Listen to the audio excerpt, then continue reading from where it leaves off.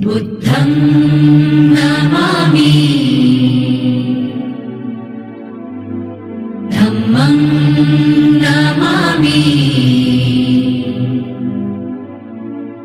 संघं नमामि। नमो तस्स भगवतो अरहतो क्षमा समुदाय बुद्धं शरणं गच्छामि धम्मं शरणं गच्छामि संघं शरणं गच्छामि।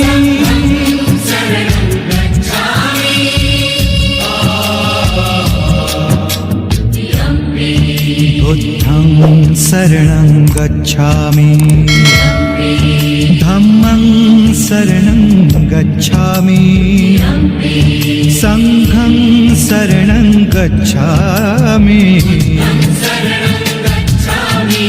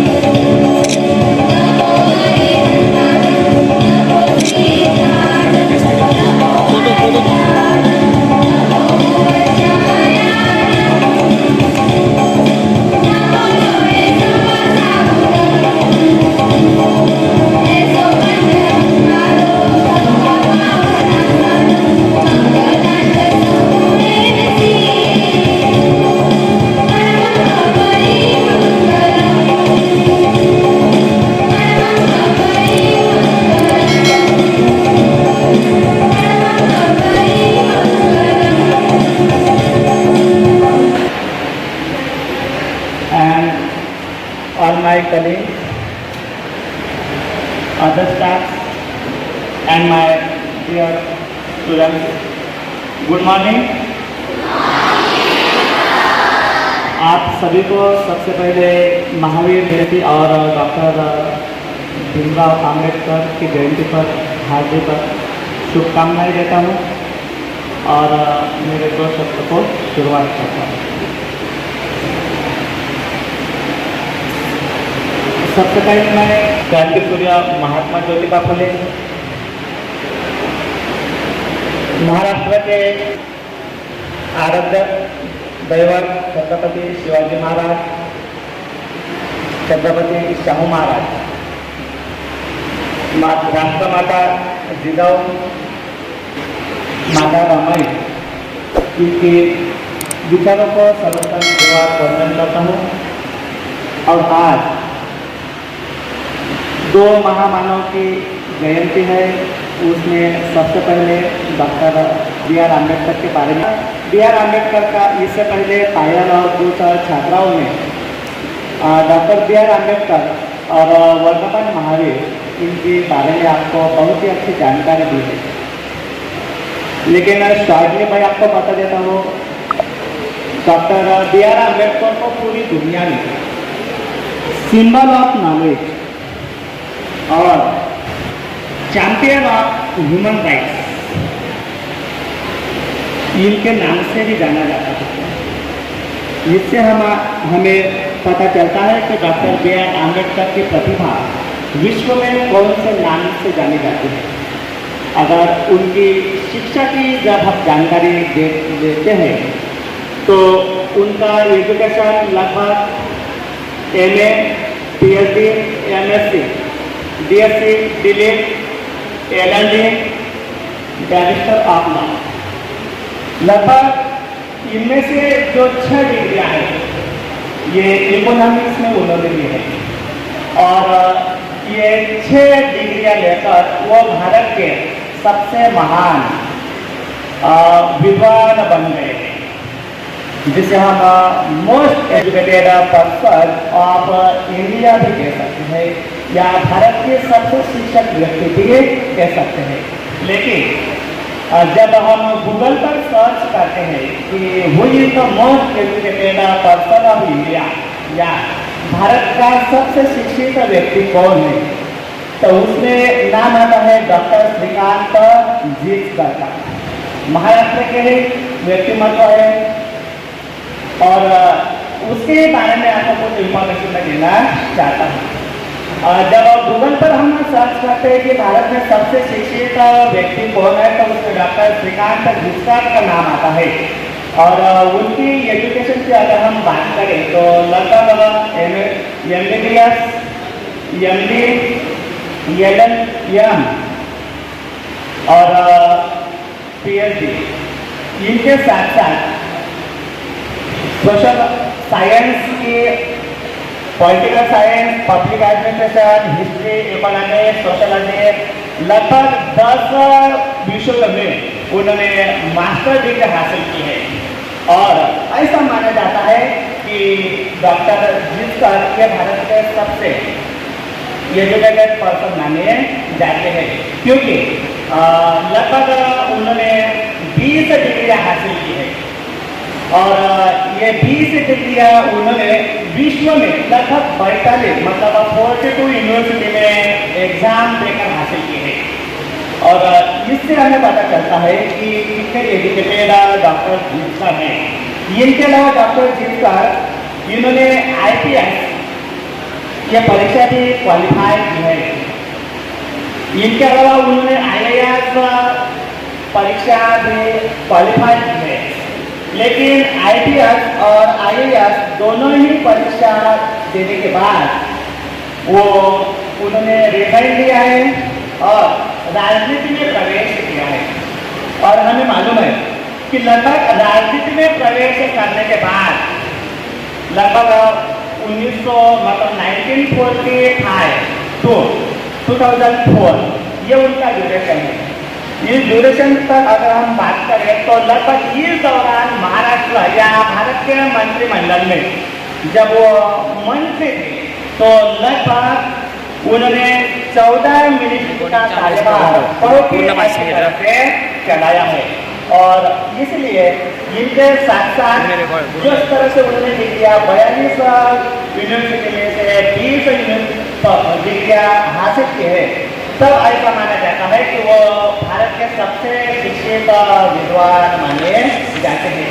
लेकिन इनके कंपेयर अगर हम डॉक्टर B.R. अम्बेडकर से करते हैं तो आपको मालूम होगा कि डॉक्टर B.R. अम्बेडकर ने ये जो डिग्रियाँ हासिल की है और इसमें से जिस तरह से मैंने पहले बताया है कि उन्होंने सबसे पहले 1923 की अगर हम बात करें, आज 2022 चल रहे हैं, मतलब 99 ईयर्स हो रहे हैं।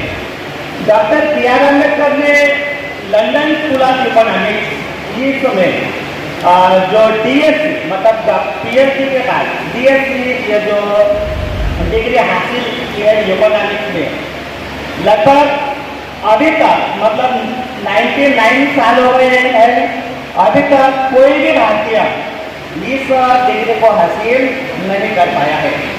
इनके अलावा अगर हम डॉक्टर B.R. अम्बेडकर के आधार डिग्रियों की जानकारी या आधार इंफॉर्मेशन देखते हैं तो हमें ये भी पता चलता है कि लंदन में डॉक्टर B.R. अम्बेडकर का जो स्टैचू डॉक्टर कार्ल मार्क्स के साथ बनाया हुआ है, वो दुनिया का पहला ही स्टैचू कार्ल मार्क्स के साथ डॉक्टर B.R. अम्बेडकर का स्टैचू बनाया हुआ है।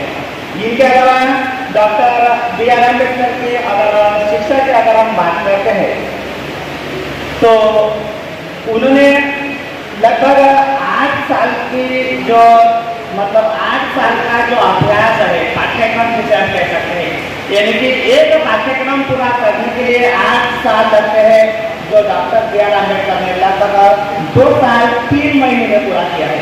इससे हमें डॉक्टर बी आर अम्बेडकर की प्रतिभा का अंदाजा लगा सकते हैं। आपने शायद नेपोलियन बोनापार्ट और जॉर्ज वाशिंगटन का नाम सुना है। ये दोनों भी पूरी दुनिया में सैनिक के तौर पर सर्वश्रेष्ठ माने जाते हैं। इतना ही नहीं, जॉर्ज वाशिंगटन लगभग जब सैन्य का जो नेतृत्व मैदान पर करते थे तो लगभग जॉर्ज वाशिंगटन का मैदान में उपस्थिति लगभग 10,000 सैनिकों के बराबर थी। इससे हमें पता चलता है कि रणांगण पर जॉर्ज वाशिंगटन कितने कर्तव्यवान है। और यही बात अगर हम शिक्षा में लेते हैं तो डॉक्टर बी आर अम्बेडकर की उपस्थिति लगभग 500 जो डॉक्टरेट विद्वान हैं उनके समान उन्हें माना जाता था। यहाँ तक कि हमारे देश के राष्ट्रपिता महात्मा गांधी ने भी ये मान लिया था कि डॉक्टर बी आर अम्बेडकर 500 विद्वानों के बराबर माने जाएंगे।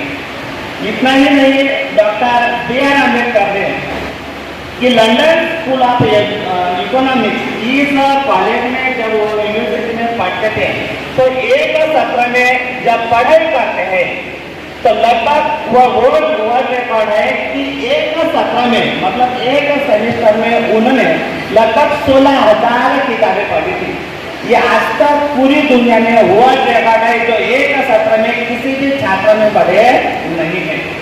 अगर पुस्तकालय या लाइब्रेरी की अगर हम बात करते हैं तो डॉक्टर दुनिया में ऐसा एक ही व्यक्ति है जिन्होंने रहने के लिए घर नहीं बल्कि सबसे पहले अपने किताब रखने के लिए घर या पुस्तकालय निर्माण किया है। और पुस्तकालय की अगर हम जानकारी लेते हैं तो लगभग उनके राजगृह में लगभग 70,000 से ज़्यादा किताबें थी और ये दुनिया में किसी भी निजी पुस्तकालय में सबसे बड़ा क्या है पुस्तकालय माना जाता है। इतना ही नहीं, डॉक्टर बी आर अम्बेडकर ने अगर हम इकोनॉमिक्स की अगर हम बात करते हैं तो उन्होंने BA, MA, MSc, BSc, doctor bachelor of law मतलब ये जो 6 डिग्रियाँ इकोनॉमिक्स में प्राप्त कर लिए हैं तो उन्होंने इकोनॉमिक्स में PhD करने के बाद जब डॉक्टर ऑफ साइंस डिग्री हासिल की है तो लंदन स्कूल ऑफ इकोनॉमिक्स में सबसे पहले विदेशी या सबसे पहले ऐसे जो उन्होंने BSc ये पदवी हासिल की थी। और आज तक हमारे भारत में किसी ने भी यह डिग्री हासिल नहीं की। अगर दुनिया की अगर हम बात करें तो लंदन स्कूल ऑफ इकोनॉमिक्स में डॉक्टर अम्बेडकर के बाद एक भी व्यक्ति ने BSc इकोनॉमिक्स में हासिल नहीं की है। इनके अलावा इकोनॉमिक्स की अगर हम बात करें मतलब क्या है कि इससे हमें पता चलता है कि डॉक्टर बी आर अम्बेडकर कितने एजुकेटेड है या नहीं है। इनके अलावा डॉक्टर बी आर अम्बेडकर की विद्वत्ता को सामने देखते हुए ऑक्सफोर्ड यूनिवर्सिटी ऑफ अमेरिका इन्होंने मेकर्स ऑफ द यूनिवर्स नाम का एक ग्रंथ लिखा है। इस ग्रंथ में लगभग दुनिया में मतलब इससे पहले 10,000 सालों में ऐसे कौन से व्यक्ति हैं जिन्होंने राष्ट्र के निर्माण के लिए योगदान दिया है, ना एक देश के लिए बल्कि मानवता को निर्माण करने के लिए कौन से व्यक्ति ने अपना योगदान सबसे ज़्यादा दिया है। इस नाम पर मतलब इस विषय पर उन्होंने 100 लोगों की लिस्ट उन्होंने बनाई है और इस लिस्ट में डॉक्टर बी आर अम्बेडकर का चौथा नाम है। और इनके अलावा भारत में एक ही डॉक्टर बाबा साहब अम्बेडकर के अलावा इस लिस्ट में उनमें नाम है। मतलब इससे हमें पता चलता है कि डॉक्टर बी आर अम्बेडकर सिर्फ भारत में ही अपने विद्वत्ता का प्रसार किया है बल्कि अपने विद्वत्ता का उन्होंने समाज के जो वंचित घटक है इनके लिए योगदान दिया है। मतलब मानवता जिसे हम चैंपियन ऑफ ह्यूमन राइट्स कह सकते हैं। इससे हमें पता चलता है कि मानवता के लिए उन्होंने कितना बड़ा योगदान दिया है। और इनके अलावा इकोनॉमिक्स की अगर हम बात करें तो हमारे देश में अभी तक जो 28 अर्थमंत्री हुए हैं जिनमें से 27 जो अर्थमंत्री है लगभग पीएचडी में क्वालिफाई नहीं की है। उनमें से जो एक अर्थमंत्री क्वालिफाई की है वो डॉक्टर मनमोहन सिंह है, लेकिन उन्होंने अर्थशास्त्र में पीएचडी किया है, लेकिन डीएससी प्राप्त नहीं है। मतलब इससे हमें पता चलता है कि विद्वत्ता के बारे में पूरी दुनिया में किस तरह से अपने नाव का उन्होंने फंसा उठाया है। इनके अलावा हमारे देश में अर्थशास्त्र का सबसे बड़ा पद, जिसे हम आरबीआई का गवर्नर कह सकते हैं, अगर आरबीआई गवर्नर की अगर हम बात करें तो लगभग इसमें भी जो 11 गवर्नर पीएचडी है, लेकिन उनमें से एक ही डीएससी नहीं डिग्री हासिल किए हैं। मतलब इससे हमें पता चलता है, चाहे गूगल पे हमें the most educated person in India doctor Shrikant Jichkar का नाम अगर आता है, लेकिन फिर भी इनके अलावा भाषाओं का अगर हम इंफॉर्मेशन लेते हैं तो डॉक्टर बी.आर. अम्बेडकर को 9 भाषाओं का ज्ञान था। 9 भाषाओं में उन्होंने अपनी विद्वत्ता सिद्ध कर ली थी। उनमें से मराठी, हिंदी, अंग्रेजी, पाली, पर्शियन, फ्रेंच, जर्मन, गुजराती, इन भाषाओं में उन्होंने अपनी विद्वत्ता सिद्ध कर ली थी। और इससे हमें पता चलता है कि डॉक्टर बी.आर. अम्बेडकर ये सिर्फ भारत में नहीं बल्कि विश्व में जितने भी विद्वान हैं उनमें से एक माने जाते हैं, और उनकी विद्वत्ता हमारे भारत में नहीं बल्कि विश्व में भी उन्होंने कभी मान लिया है।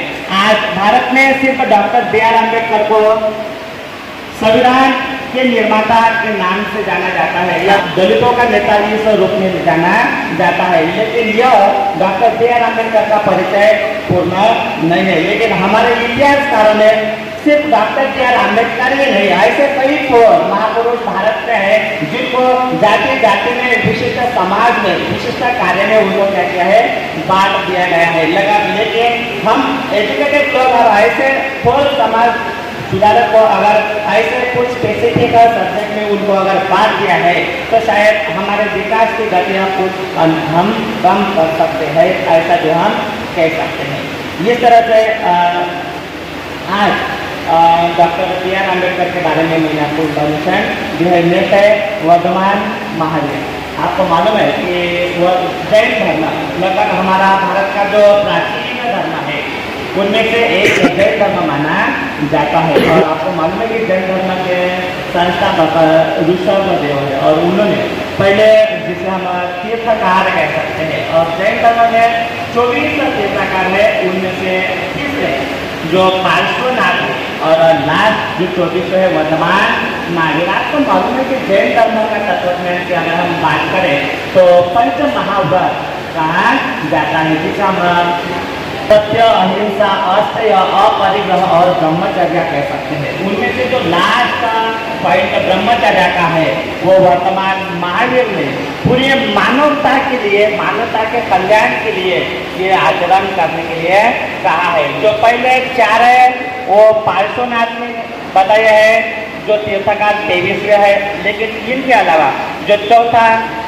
तत्व है ब्रह्मचर्य, ये वर्तमान महावीर ने बताया। आपको मालूम है कि जैन धर्म में जो त्रिरत्न है, सम्यक दर्शन, सम्यक चरित्र, सम्यक आचरण, और इनमें बहुत ही ज़्यादा महत्व दिया जाता है। पूरे मानव कल्याण के लिए ऐसे आचरण अगर हम करते हैं तो शायद हमारे देश में नहीं बल्कि पूरी दुनिया में शायद शांति बनाए रख सकते हैं। और इसलिए हर एक धर्म के कुछ तत्वज्ञान हमें दिखाई अलग अलग सा दिखाई देता है, लेकिन सब धर्म मानवता के लिए बने हुए हैं, मानवता के विचार को प्रचार करने के लिए कहते हैं। और इसी के साथ जो शब्द रुकता हूँ और मुझे संयोजक में बोलने के लिए जो बंदी है उसके लिए मैं आभार व्यक्त करता हूँ। भीमराव अम्बेडकर जी के बारे में तो इतिहास ये बता देता है कि एक सामान्य फैमिली में पैदा हुए डॉक्टर बी.आर. अम्बेडकर, जिनके जीवन में पूरा संघर्ष ही संघर्ष था, बहुत सारे साधन संसाधनों की कमी थी, लेकिन उनमें जो जनता था, जो ग्रिड थी, जो दुर्गम में इच्छा थी, उस इच्छा के बलबूते पर,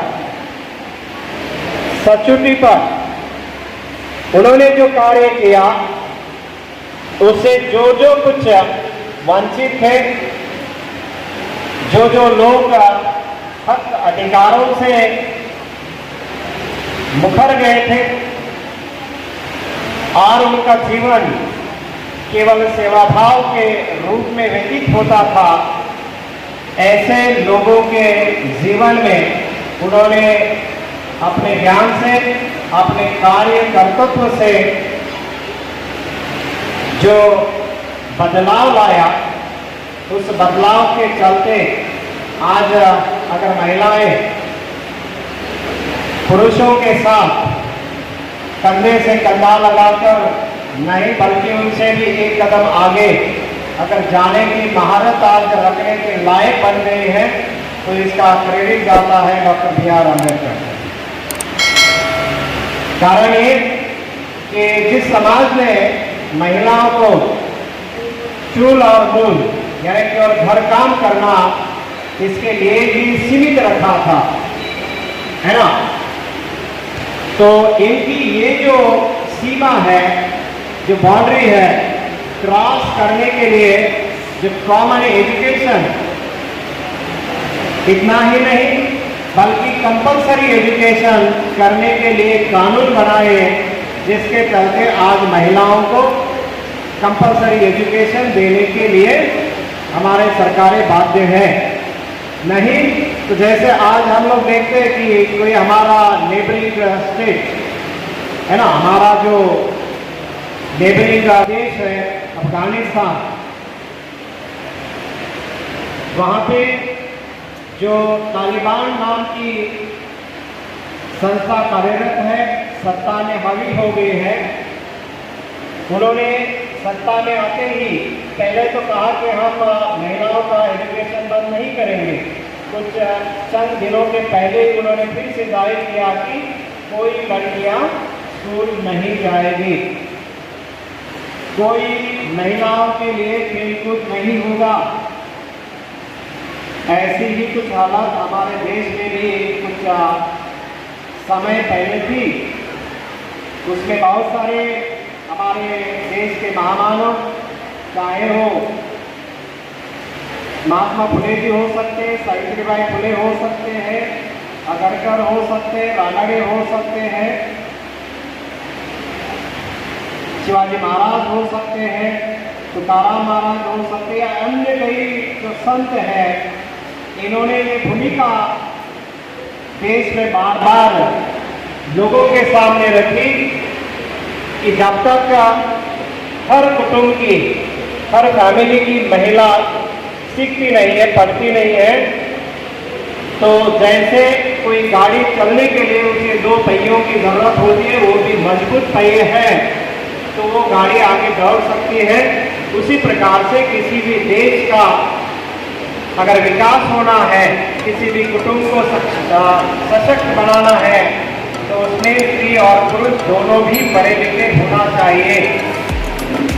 इस धारणा को केवल लोगों के सामने रखा, इतना ही नहीं बल्कि उसमें अमल किया और उससे चलते आगे हम जब संविधान बना तो डॉक्टर बाबा साहब अम्बेडकर ने ये संविधान में जब कानून बना, एजुकेशन का लॉ बना, तो उसमें ये कंपल्सन किया कि हर एक घर की जो महिला है वो महिला पढ़ी लिखी होनी चाहिए। ये केवल उस घर के व्यक्ति का कर्तव्य नहीं बल्कि सरकार का कर्तव्य होगा कि कोई भी महिला, घर की महिला अनपढ़ ना हो, तो पढ़ी लिखी होनी चाहिए। और कुछ अभी आप लोग देख रहे हैं कि 2009 में RTE आ गया, राइट टू एजुकेशन, है ना, जिसमें 14 साल तक के बच्चों को एजुकेशन कंपलसरी कराया गया। तो बच्चों इसकी जो मेन जो बेस है, ये बेस बना है हमारे संविधान में। और जो जो सरकारें सत्ता में आती है, देश में शासन करती है, उन शासन का एक कर्तव्य होता है कि सभी को मुफ्त और कंपलसरी एजुकेशन दे। और ये जो संकल्पना है, कंसेप्ट है, ये डॉक्टर भीमराव अम्बेडकर जी ने संविधान में बनाया था और उसके बलबूते पे हम आज देखते हैं कि महिलाएं भी और पुरुष भी सभी पढ़ रहे हैं और दोनों भी विकास कर रहे हैं। जब तक इंसान का विकास नहीं होता, जब तक हमारी जनता साक्षर नहीं होती, तब तक कोई भी देश सक्षम नहीं हो सकता।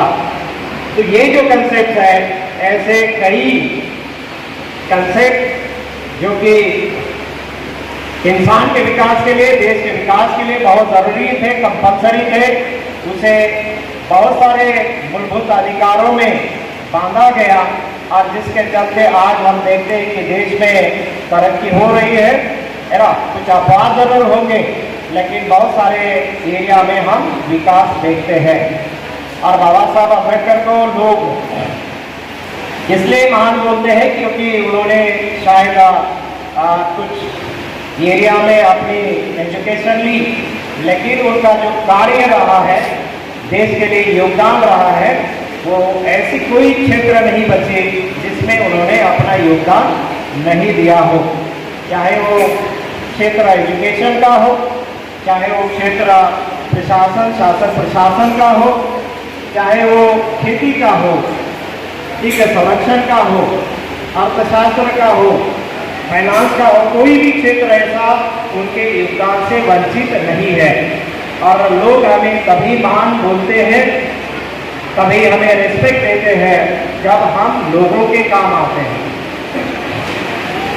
क्योंकि एक इंग्लिश में प्रॉवर्ब है, रेस्पेक्ट इज नॉट डिमांडेड, है ना, respect is not demanded but commanded. ठीक है, कमांडेड का मतलब क्या है? लोग हमें रेस्पेक्ट देते हैं तब जब हम लोगों को कुछ देते हैं, है ना। लोग ऐसे ही नमस्कार नहीं करते, बराबर है। जब हम रास्ते से कहीं कभी गुजरते हैं तो सामने से कोई हमारे पहचान का और हमारे काम का व्यक्ति है तो बिल्कुल खास करके हम उसे सैल्यूट करते हैं, नमस्कार करते हैं, है ना। और जो बिना काम का है, भले पहचान का भी हो, तो उसे हम नमस्कार नहीं करते हैं। इसी का मतलब है रेस्पेक्ट इज कमांडेड, है ना। हमारे काम के कारण हम लोगों पे कमांड करते हैं, डिमांड नहीं करते, मांगते नहीं हैं। मांगने वाले कौन होते हैं? हाँ, अरे वो कौन होते हैं? अल्लाह के नाम पे, बाबा के नाम पे, दादा पे, जो भी है ना, वो वाले। हाँ, तो ऐसे मांगने वाले हम ना बने। अगर आप इस उम्र में इन महान विभूति से, चाहे वो डॉक्टर बी आर अम्बेडकर हो या महावीर जी हो, इन्हीं से हम यही सीख ले सकते हैं कि हम अगर इस उम्र में मेहनत करते हैं, ज्ञान पाते हैं, तभी जाकर हमारा आने वाला जो कल है, आने वाला जो भविष्य है, जिसको आप कहते हैं कि करियर, है ना। आप कुछ बनना चाहते हैं, आपको बनने के लिए कुछ ज़रूरत नहीं होती है। अगर आप ये इसी उम्र में, इसी फेज में, विद्यार्थी की अवस्था में ज्ञान प्राप्त करने का निरंतर प्रयास करें, ईमानदारी से प्रयास करें। अगर आपके ईमानदारी में थोड़ी भी खोट आ जाए तो नेचुरली आने वाले भविष्य में आपके करियर में भी खोट आना तय है। तेरा कसे उगवे, है ना, की जर तुम्ही गहू हरभरे पेरता आणि जर केळी किंवा बटाटे येण्याची अपेक्षा करत असाल, तसं होणार नाही। त्यामुळं तुमच्या पेरणीमध्ये, तुमच्या अभ्यासामध्ये जी आज इमानदारी असेल, ती इमानदारीच भविष्यात येणारं जे तुमचं करिअर रूपी पीक आहे ते सुद्धा सक्षम होईल। आणि त्यासाठी तुम्ही वाचण्याची आवड निर्माण करा। कारण बाळासाहेबांचं जर का सगळ्यात मोठं हत्यार त्यांना घडवण्यासाठी कुठलं असेल तर ते होतं वाचन, वाचण्याची सवय, है ना। पुस्तकं वाचले पाहिजे। असं म्हणलं जातं की जो माणूस पुस्तक वाचतो त्याचं मस्तक बनतं, है ना। पुस्तकाने माणसाचं मस्तक बनतं आणि बनलेलं शिकलेलं मस्तक कधीही लाचारीनं कुणापुढेही नतमस्तक नाही होत है ना. जे शिकलेलं मस्तक आहे, ज्ञानरूपी मस्तक आहे, वाचन केलेलं मस्तक आहे, ते कुणापुढेही लाचारी करून नतमस्तक होणार नाही, स्वाभिमानाने तुम्हाला जगण्यासाठी मदत करेल.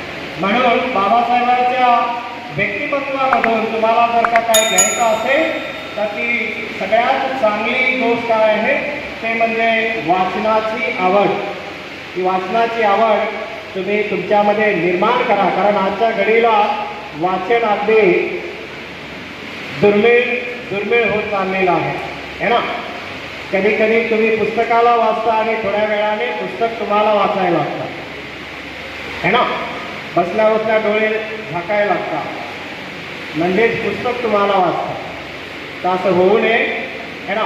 सांगण्यासारखं खूप काही आहे, पण है ना तुमच्या ऐकण्याच्या कॅपॅसिटीलाही काही मर्यादा आहेत. त्या मर्यादांना थोडं लक्षात ठेवून बाबासाहेबांकडे असणारे जे गुण आहेत किंवा महावीरांकडे असणारे जे काही गुण आहेत, जसे शांती असेल है ना, सत्य बोलणं असेल, अहिंसा असेल, हे जे महावीरांचे चांगले मूल्य आहेत ते तुमच्या आयुष्यामध्ये येऊन त्याने तुमचं आचरण सुदृढ आणि सुसंस्कृत बनावं अशी अपेक्षा व्यक्त करतो. पुन्हा एकदा सर्वांना या दिवसाच्या हार्दिक शुभेच्छा देतो. थँक्यू.